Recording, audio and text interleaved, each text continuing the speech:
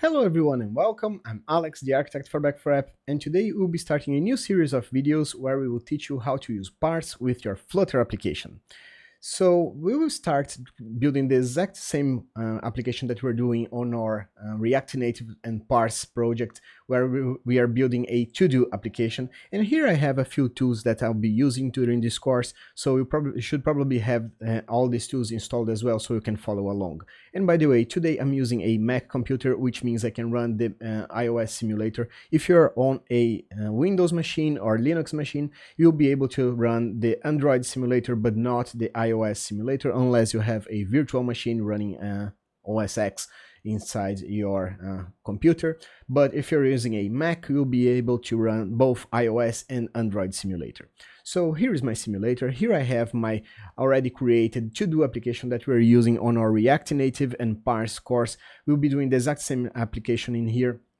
So I'll use the same one here in Back4App. If you don't have a application created in Back4App, please subscribe to back4app.com, create your free account and create an application there. There are videos here on the channel showing you how to create your first application there. It's everything for free, so you don't have to run into any costs to follow along this course. And also here I have my Visual Studio, which is the IDE I'll be showing my code on. You can use whatever you prefer. I myself prefer Visual Studio. And in here I have a open but empty Flutter project that I just created using the Flutter create command. So all you have to do is type Flutter space create space your project name. In my case, it's Flutter _ Parse. Hit enter. It will give you an empty project just like this one. And today we'll be using two files, changing two files inside this project, so we'll be able to use the Parse SDK inside Flutter. And also here I have my terminal already working with the Flutter command available. If you type Flutter and hit enter, it will run Flutter here. If you have an error when trying to run Flutter, please check your path variable to ensure your Flutter path is displaying there. If not, you have to export that path again until you are able to run your Flutter command from inside here, or you will have to run your terminal from another terminal somewhere else, which can be troublesome sometimes. So I encourage you to use the terminal inside the Visual Studio, which will make everything much smoother. So we'll be working basically in two files today, the pubspec.yaml and the main.dart. Pubspec.yaml is where we will tell Flutter that we'll be using the Parse SDK and which version, and we'll run a command that will download and put everything in place for me.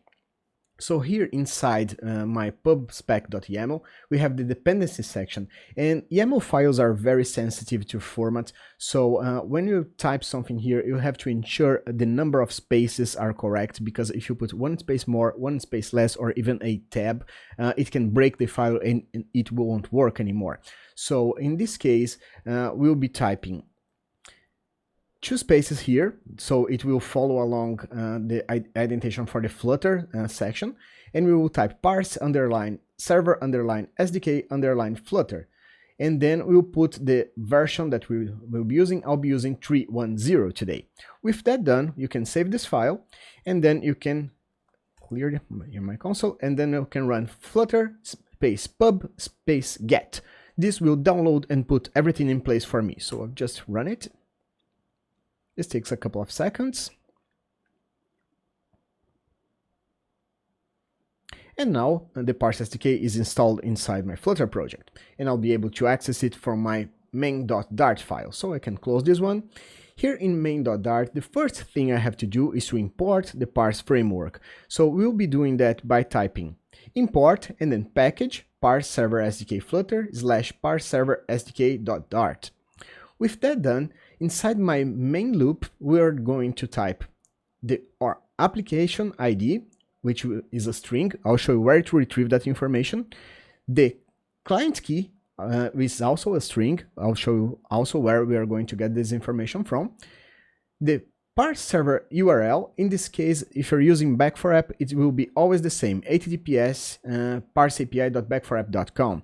If you're using Parse server in your own machine, or perhaps hosted somewhere else, you have to retrieve the correct server URL for your instance. But in Back4App, it will always be like this. And with that done, we can await parse.initialize, and then pass the variables that we just instantiated, the application ID, parse server URL, and the client key. And now we have to fill up all this information here. This information is available up here in our Parse dashboard. If you go to App Settings, Security and Keys, here you will find your application ID. I'm going to copy this value and paste it here, save it. And my client key is right below it. So I'm going to copy this and paste it here, save it.